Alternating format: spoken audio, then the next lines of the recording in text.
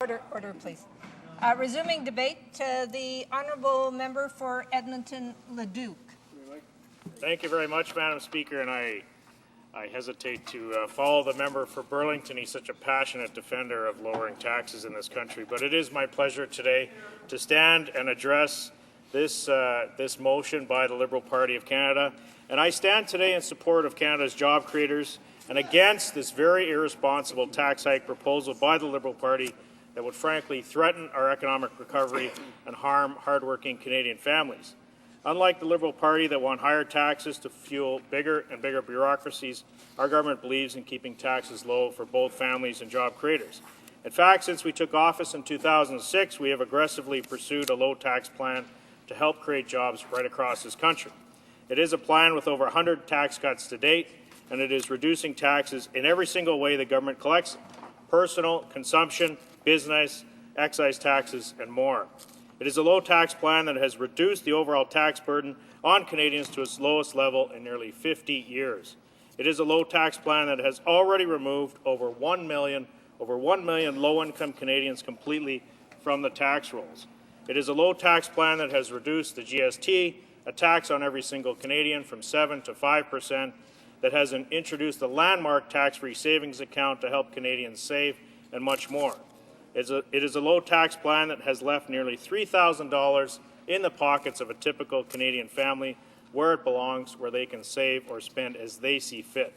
We've also lowered taxes for businesses so they can keep more of their hard-earned money, allowing them to grow and create more jobs for Canadians. It is a plan that has included everything such as broad-based business tax relief, supporting the provinces of all different political parties in their elimination of job-killing capital taxes, lowering the tax rate for small businesses from 12% to 11%, increasing the bracket for the small business tax rate from $300,000 to $500,000, eliminating tariffs on productivity improving manufacturing, machinery and equipment, which was done in last year's Budget Implementation Act, introducing a temporary accelerated capital cost allowance, which was begun back in Budget 2007 on manufacturing or processing machinery and equipment, and much more. This broad-based tax relief has served as the centerpiece of our low tax plan for businesses and has proven successful in spurring investment in Canada and helping to create jobs for Canadians. In 2007, our government introduced and Parliament passed these broad-based tax reductions, which will lower Canada's business tax rate to 15% in 2012. And since 2007, Canadian businesses have been making their investment decisions and hiring Canadian workers based on this low tax plan for businesses. Indeed, over 110,000 businesses in Canada are currently benefiting from our low tax plan to grow and create more and better paying jobs for Canadians. The economic benefits of our government's low tax plan have been verified by numerous independent observers. First of all, by well-respected economist from the University of Calgary, Jack Mintz, who recently released a report showing that the final 3-point reduction in the business tax rate alone would lead to nearly $50 billion in greater capital investment and over 200,000 new jobs over time. Similarly, the Canadian Manufacturers and Exporters recently released another report praising our low tax plan as, quote, critical drivers of the Canadian economy that will, among other things, help create hundreds of thousands of new jobs, increase the personal incomes of Canadians by over $30 billion, increase per capita personal income by $880, and actually contribute between $2.6 and $3.7 billion in additional net revenues for all levels of government. I encourage all parliamentarians to read these reports, these objective reports, to actually see the facts on this issue. It has to be noted, Madam Speaker, that the Liberal Party claimed to support this broad-based tax relief. Let us remember that only a couple of years ago they stood up in this chamber to oppose a very similar motion from the NDP on April 2, 2008. Canadians should go back and review the debates from that Hansard. And I would like to remind them of that debate and, in fact, what one of their members said, their finance critic at the time, my friend, the member for Markham Unionville. And I would like to quote him at length. Quote, we need to create a new Canadian advantage to attract capital and jobs to this country, and that new Canadian advantage is to create a low corporate tax rate. That, we believe, will replace the weak currency as a new Canadian advantage and will serve this country well to improve productivity, competitiveness, and attract jobs.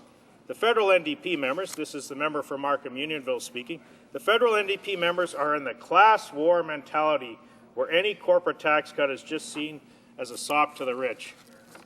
They, the NDP, do not understand, as their Swedish, Danish, Norwegian, British fellow Social Democrats learned long ago, that we have to create wealth before we can redistribute it, and that in order to compete in this world and get jobs, it makes sense to have lower corporate tax rates. And again, this is the final statement I'll quote from the member for Markham Unionville. Why are the federal NDP members almost alone in the world in being the Neanderthal version of the global social democratic movement? Harsh words, Madam Speaker, not from me, from the Liberal finance critic at the time. Just shocking, the kind of language they would use. But his argument was exactly right, and his argument is the argument that our government is putting forward in pursuing the path that we were on. It's interesting that the argument used by the Liberal finance critic at the time is something that the Liberal Party and the Liberal leader failed to understand today. Madam Speaker, as chair of the Finance Committee, I have the privilege every year of traveling across the country and hearing from many communities across this great country. We heard from many of the over 110,000 businesses and their representatives, groups like the Mining Association of British Columbia, Canadian Manufacturers and Exporters, Canadian Automobile Dealers Association, the Conseil de Patronat de Québec, the Edmonton Chamber of Commerce, the Canadian Institute of Chartered Accountants. All of these groups were unanimous in their support for our low-tax plan. I'd like to quote the Canadian Chamber of Commerce when they testified before our committee, and I quote, "The single most damaging thing that the government could do at this point to stall the recovery would be to cancel the planned tax reductions. Business has been planning on it. The private sector has been hiring based on it. The private sector has been investing based on it. If suddenly those were repealed at this point, the impact would be to get business to shelve its plans for expansion and for getting people back to work." Madam Speaker, we in this party are committed to helping create more and more jobs by making Canada the best place to do business with our low-tax plan. Canada's continued job growth shows that it is getting positive results. Indeed, we have created over 460,000 jobs since July 2009, a very good statement for the economy, the strongest job growth in the G7, with nearly 70,000 jobs created alone in January, according to Statistics Canada.